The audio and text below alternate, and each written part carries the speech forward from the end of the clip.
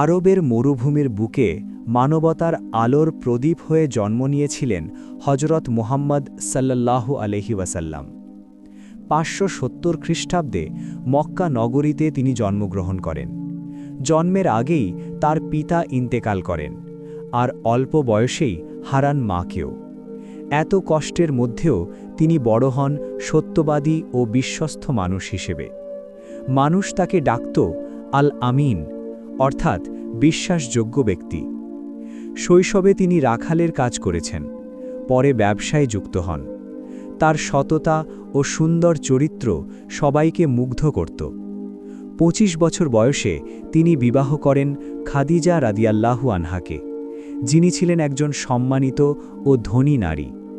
এই দাম্পত্য জীবন ছিল শান্তিপূর্ণ ও ভালোবাসায় পূর্ণ। ৪০ বছর বয়সে হেরা গুহায় ধ্যানরত অবস্থায় তিনি আল্লাহর পক্ষ থেকে প্রথম ওহী লাভ করেন। এখান থেকেই শুরু হয় তার নবুয়ত জীবন। তিনি মানুষকে এক আল্লাহর ইবাদতের দিকে আহ্বান করতে থাকেন, কিন্তু মক্কার কুরাইশরা তার এই দাওয়াত গ্রহণ করেনি, বরং তাকে এবং তার অনুসারীদের ওপর নেমে আসে নির্যাতন, কষ্ট ও বাধা।